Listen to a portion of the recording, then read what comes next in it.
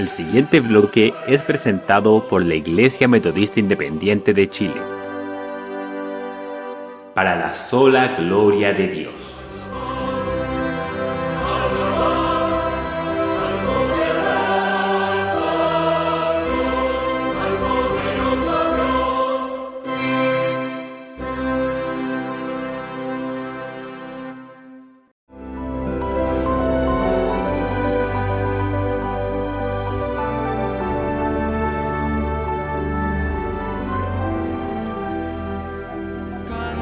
Entre las ramas él riega los montes desde sus aposentos, del fruto de sus obras se sacia la tierra, él hace producir el heno para las bestias y la hierba para el servicio del hombre, sacando el pan de la tierra y el vino que alegra el corazón del hombre, el aceite que hace brillar el rostro y el pan que sustenta la vida del hombre. Se llenan de savia los árboles de Jehová, los cedros del Líbano que él plantó, allí anidan las aves. En las hayas hace su casa la cigüeña. Los montes altos para las cabras monteses, las peñas madrigueras para los conejos. Hizo la luna para los tiempos, el sol conoce su ocaso, pones las tinieblas y es la noche. En ella corretean todas las bestias de la selva, los leoncillos rugen tras la presa. Y para buscar de Dios su comida, sale el sol, se recogen y se echan en sus cuevas. Sale el hombre a su labor y a su labranza hasta la tarde. Cuán innumerables son tus obras, oh Jehová. Hiciste todas ellas con sabiduría, la tierra está llena de tus beneficios. He allí el grande y anchuroso mar, en donde se mueven seres innumerables, seres pequeños y grandes, allí andan las naves. Hay este leviatán que hiciste para que jugase en él. Todos ellos esperan en ti, para que les des su comida a su tiempo.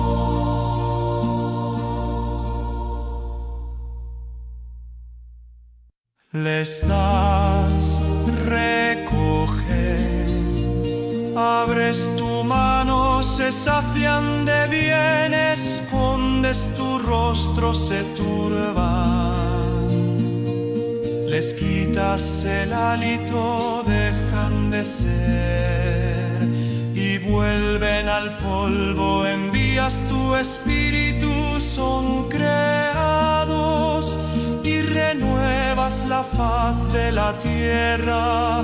Sea la gloria de Jehová para siempre.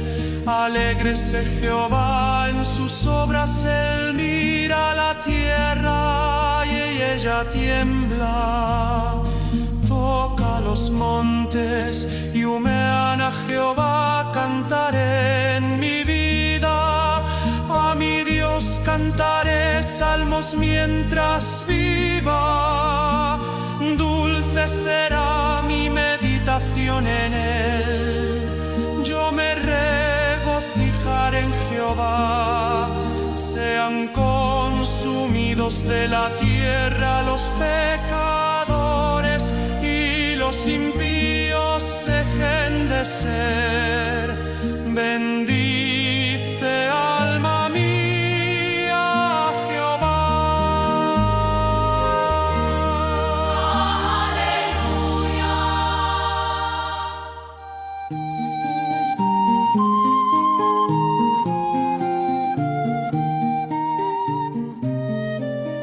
Tú eres el que envía las fuentes por los arroyos. Van entre los montes. Dan de beber a todas las bestias del campo, mitigan su sed los asnos monteses. A sus orillas habitan las aves de los cielos, cantan entre las ramas. Él riega los montes desde sus aposentos, del fruto de sus obras se sacia la tierra. Dios lo ha hecho todo con un propósito, lo estamos viendo aquí. De hecho, cuando alguien diseña algo, siempre lo hace con algún propósito, ¿sí o no? Ya sea bueno, ya sea malo, con sentido, sin ningún sentido, para que disfrutes, para fastidiar, pero lo hace con un propósito. Cuando alguien diseña algo, lo hace con un propósito. La creación de Dios siempre tiene un propósito, y este propósito siempre es bueno. Y esto lo podemos ver en estos versículos en los que se nos muestra a Dios que nos da agua para refrescarnos y poder apagar la sed de los animales. Y lo mismo vemos en los siguientes versículos, pero ahora no menciono el agua, sino el propósito de las plantas, ¿no? Él las creó para, vamos a leerlo ahí ahora, las bestias del campo y para el hombre, versículos del 14 al 15. Él hace producir el heno para las bestias y la hierba para el servicio del hombre, sacando el pan de la tierra, y el vino que alegra el corazón del hombre, el aceite que hace brillar el rostro y el pan que sustenta la vida del hombre. Todo se lo debemos a Dios. Él hace producir el heno para, ¿veis el propósito del diseño? Para las bestias y la hierba para el servicio del hombre. El pan que el hombre produce lo puede tener porque es Dios quien le da la tierra para sembrar las plantas y el agua para poder regarlas. El hombre no podría nada hacer sin la bondad de Dios. Todo el poder del hombre junto nada puede hacer para lograr ni tan siquiera el crecimiento de una triste hierba del campo. Ya ni contarte, quiero poderle dar la vida. Así que aquí lo que vemos otra vez es el poder de Dios diseñando cosas para mantener la vida del hombre. Antes vimos, daba agua para beber y ahora da pan para comer. Pero no solo eso, porque también menciona el aceite y el vino. Y eso significa que Dios también está interesado en nuestra alegría y bienestar. ¿Te das cuenta? No solo nos mantiene, quiere que estemos contentos. Y el vino no es algo que el hombre necesite para vivir, ¿no? Y sin embargo, Dios le da la posibilidad de producirlo para la alegría de su corazón. Bien, es evidente que el salmista no está haciendo aquí una apología de la borrachera, sino que habla de cosas que tomadas con moderación sirven para algo más que para sostener nuestra vida. El vino y el aceite no son una necesidad para el mantenimiento de la vida como lo es el pan, ¿sí o no? Significan, en este poema, un lujo que Dios nos regala para que nosotros sepamos que Él quiere que disfrutemos y vernos contentos. Cuando dice el vino, está hablando tomándolo con moderación, ¿no? Así que cuando estés tomando una copa de vino, o un zumo de naranja, o un jugo de uva, acuérdate de que Dios te lo regala para alegrarte la vida, que podría no haberlo hecho, con el pan es suficiente. Lo hace para alegrarte la vida y en modo alguno abuses de ellos, porque eso siempre lleva a la perdición. Por eso, y como no los necesitas para vivir, dale las gracias a Dios por acordarse de darte alegría y bendice su nombre. Es lo que hago yo todas las mañanas cuando mi mujer me prepara el zumo. ¡Wow! No necesitaba que supiera tan rico para mantenerme con la vida. Y le doy gracias a Dios por ese zumo, ¿no? Y porque lo puedo tomar, porque no estoy en un hospital, que hay mucha gente que no lo puede disfrutar. Por poner un ejemplo simple, dale la gloria a Dios. Disfruta de lo que Él quiere que disfrutes. No tendrías por qué haber tenido eso, no tendría por qué habértelo regalado. Y en los siguientes versículos el salmista medita sobre cómo Dios creó las plantas en el tercer día para proveer de cuidado y protección incluso a los animales más pequeños e indefensos de la creación, versículos del 16 al 18. Se llenan de savia los árboles del Señor, los cedros del Líbano que Él plantó. Allí anidan las aves, en las hayas hace su casa la cigüeña. Los montes altos para las cabras monteses, las peñas madrigueras para los conejos. Bien, es evidente que si Dios da refugio a los seres más débiles, ¿cómo no nos los va a proporcionar a nosotros? Esto es algo que nosotros también podemos sacar como conclusión y aprendizaje de este salmo, ¿no? Confianza en el Señor. Y ahora, en el cuarto día, Dios crea el sol, la luna y las estrellas. Versículos del 19 al 23. Hizo la luna para los tiempos y el sol conoce su ocaso. Pones las tinieblas y es la noche. En ellas corretean todas las bestias de la selva. Los leoncillos rugen tras la presa y para buscar de Dios su comida. Sale el sol, se recogen y se echan en sus cuevas. Sale el hombre a su labor y a su labranza hasta la tarde. Para los judíos la luna medía el tiempo y también era el astro de referencia para sus fiestas religiosas. Por eso dice ahí que Dios le dio la luna para los tiempos. Pero más allá de esta circunstancia, para el mundo antiguo era muy gráfica la luna porque con sus diferentes fases era muy fácil usarla como referencia para medir el tiempo, ¿verdad? A diferencia del sol que siempre se pone y sale de la misma manera, ¿verdad? Pero bueno, más allá de esto y que les ayudaba a los judíos en este caso a ubicar en el tiempo las fiestas religiosas, más allá de esta circunstancia, creo que este para nos indica que cada hora del día tiene un propósito dado por Dios para que podamos aprovecharlo como Él lo ha diseñado. O sea, y por ejemplo, que no es muy recomendable para el ser humano vivir de noche y dormido de día. Y sé lo que digo porque a mí me pasa que cuando cambio ese orden de Dios, el resto del día no estoy muy bien centrado, aunque haya dormido muchas horas antes. Esto es algo que, si te fijas, también nos está diciendo estos versículos. Hay un orden de Dios en las cosas que Él ha diseñado. Y luego dice que el sol conoce su ocaso. Esto es una forma poética de decir que el sol se pone. ¿No te parece fantástico ver cómo sale el sol? No, no te lo parece. ¿Y sabes por qué no te lo parece? Porque lo ves todos los días. Si la salida o la puesta de sol fuese una vez cada muchos meses, estoy seguro que te parecería algo increíble para admirar e irías con tus catalejos como tantos otros van a ver y admirarse de la maravilla de un eclipse de luna o de sol. Pero como sale todos los días y se pone todos los días, ni lo miras. Bueno, pues a partir de hoy, ¿no? Y cuando veas al sol ponerse o levantarse, recuerda que eso es una bendición de Dios y que en absoluto es otra cosa que un milagro de Él para bendecirte. No lo des como algo hecho y una casualidad. Es evidente que los salmos es un género literario de poesía, ¿no? Y este género literario, como es la poesía, la interpretación no ha de ser literal, hay que buscar el significado profundo de lo que el salmista quiere decir en las ideas con las que intenta transmitir a través de unas palabras y la peculiar construcción de las frases, lo que el poeta quiere transmitir, ¿no? La poesía es un excelente medio para transmitir ideas profundas y sobre todo emociones que de otra manera sería imposible expresar. Por eso cuando el salmista dice que los leoncillos rugen tras la presa para buscar de Dios su comida, lo que está tratando de decir es que hasta los animales a su manera le piden a Dios su alimento como una especie de oración. ¿Y qué puedo aprender yo de esto? Pues esto debiera ser una lección para mí, porque a veces nosotros nos olvidamos de hacerlo pensando que nos merecemos lo que tenemos. Eso es lo que significa. Y después lo que vemos es que el hombre sale a trabajar por la mañana hasta la tarde para conseguir su alimento. Y que aunque tenemos que trabajar, es Dios quien nos da el alimento, porque como hemos dicho antes, sin el favor de Dios, nada obtendremos en este mundo.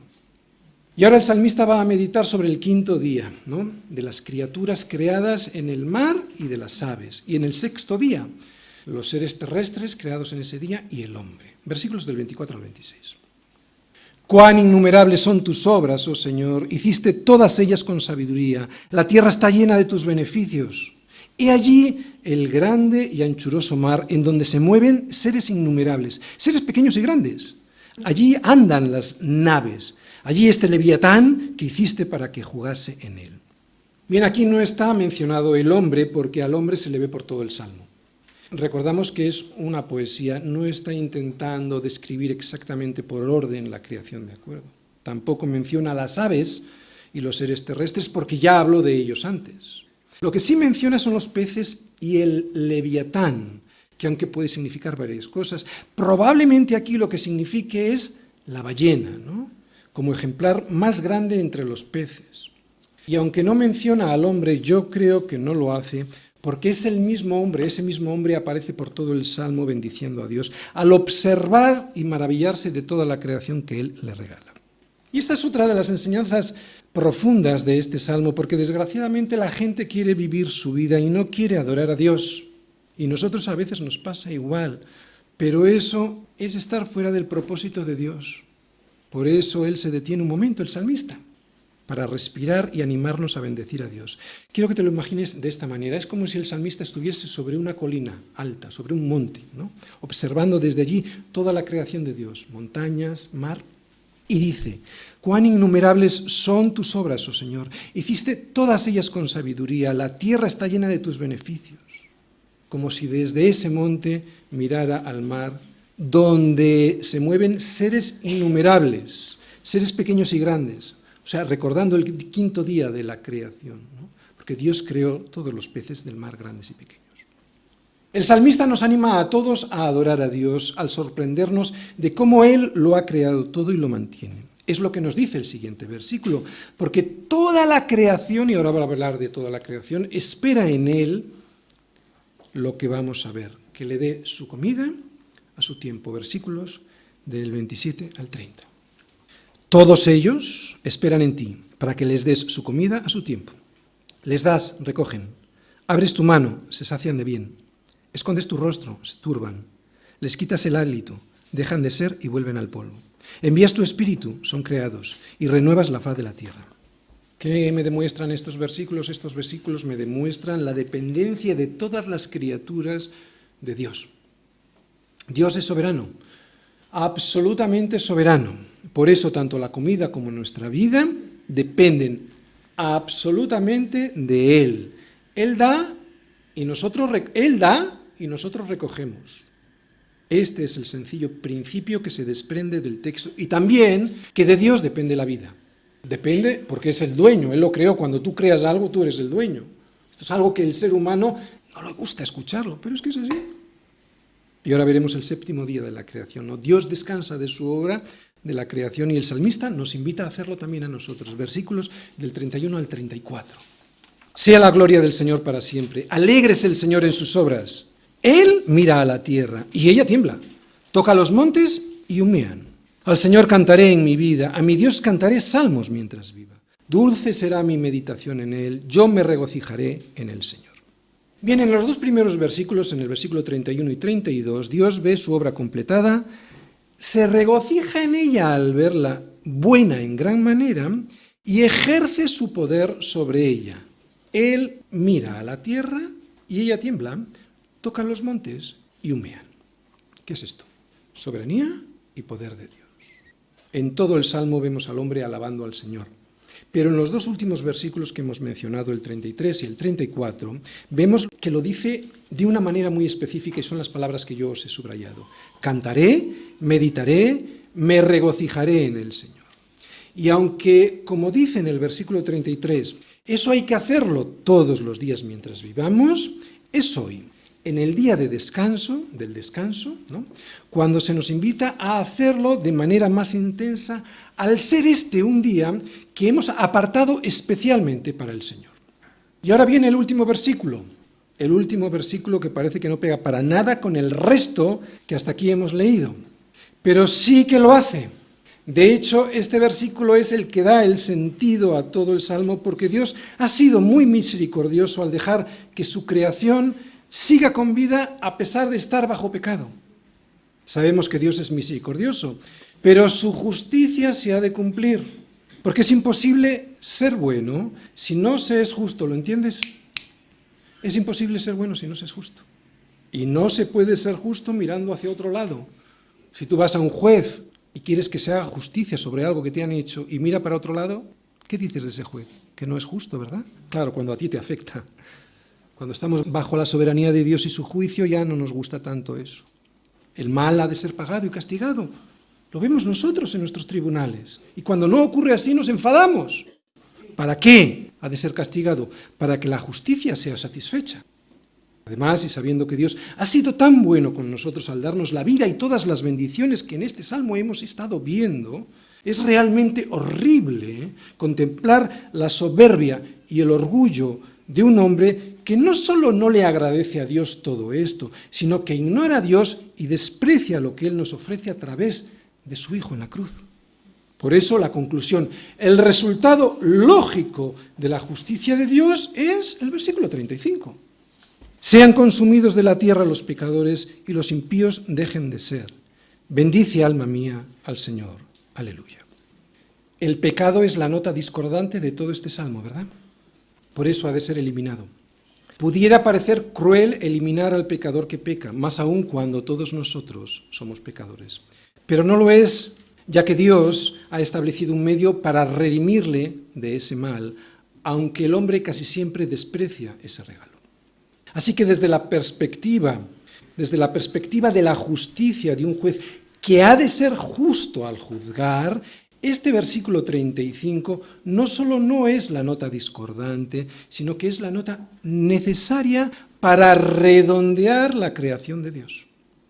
La creación hermosa, y con un diseño tan perfecto que acabamos de ver en el Salmo, ha sido gravemente lastimada por el pecado que el hombre introdujo en ella. El pecado ha destruido el diseño y ha destruido también, destrozado el buen propósito que Dios tuvo al crearlo todo. Por eso este versículo 35 es la conclusión necesaria para que todo vuelva al sitio del que nunca tuvo que haber salido. Este versículo 35 es el final del desastre que produjo el pecado, pero también es el principio de todo lo nuevo creado. Es el principio porque en este versículo 35 vemos a Cristo, en este versículo 35 vemos la cruz. Y vemos la cruz porque solo es a través de la cruz de Cristo en que todo lo nuevo, la nueva creación será una realidad. Todo hombre, todo hombre ha de reconocer que es una mancha en la creación perfecta de Dios. No hay más que recordar el salmo que hemos leído para descubrir que hay algo que no funciona bien. ¿O crees que funciona bien? No. Y ese algo, ¿sabes quién somos? Nosotros. Y mirando alrededor vemos que vivimos en un mundo hermosísimo y que sin embargo hay algo que está constantemente chirriando por todas las esquinas. Si es que eres honesto y tienes ojos para mirar. Ese algo nos lo revela el versículo 35. El pecado. Si reconocemos que la nota discordante de todo este salmo somos nosotros con nuestro pecado, tendremos la oportunidad de recibir el perdón de un Dios que es bueno y misericordioso en gran manera. No hay más que ver cómo lo ha creado todo para comprobar que Él es bueno y misericordioso.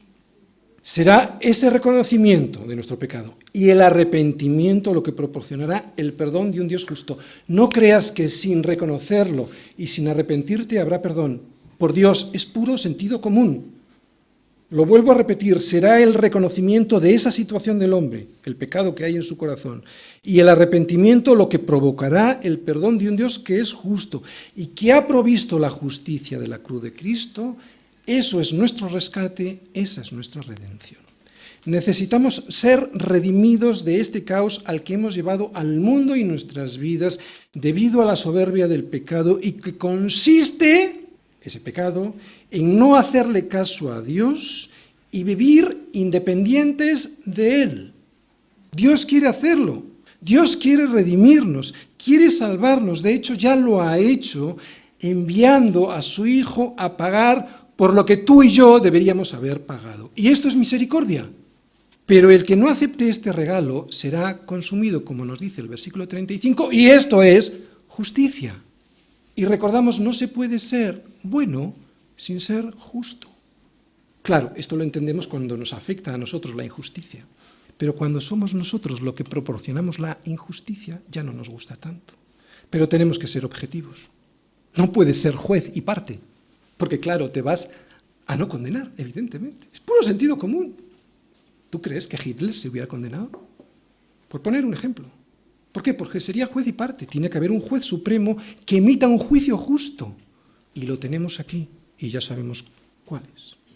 Y es justicia este versículo 35 porque Dios no mira para otro lado.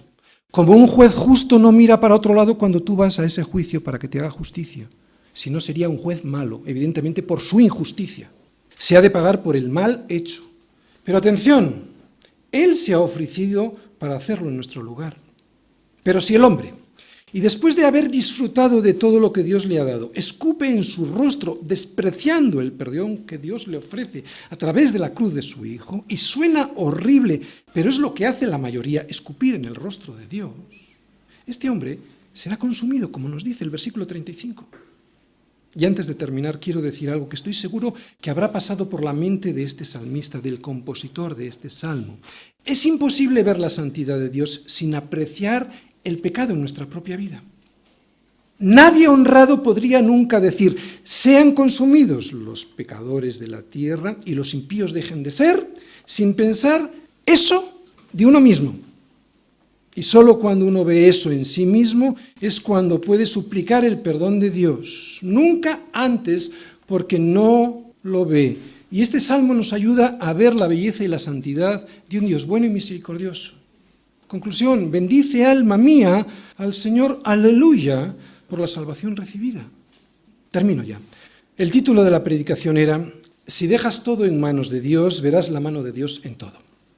Si al salir por esa puerta piensas que Dios no ha creado los cielos y la tierra, ni que tiene el control de todo lo creado, entonces no verás la mano de Dios en nada. Porque Dios no solo es el creador y soberano, Él es absolutamente soberano. Al hombre le parece que hace algo independientemente de Dios, pero no es cierto. No hace nada sin el permiso de Dios. Dios no mira para otro lado. Simplemente está dándole tiempo al hombre, y esto es misericordia, para que se arrepienta. Para que se arrepienta, escúchalo bien, de haber disfrutado del cielo, de la tierra, del sol, de la luna, de las estrellas, del agua, de las plantas, de los animales, del vino y del aceite, y hasta del cuerpo perfectamente diseñado, como hemos visto en la predicación, para que se arrepienta no solo de no haberle agradecido todo eso, sino haber despreciado a Dios, dándole la espalda a Dios, cuando Él nos ha ofrecido la salvación a nuestras vidas. Además, y esto ya para nosotros es muy bueno ser agradecido. No es bueno aprovecharse de todos sus regalos y no acordarse de Él, o acordarse solo para pedirle más de lo que ya tienes porque crees que te lo mereces. Por eso, bendice alma mía al Señor. Aleluya. Amén.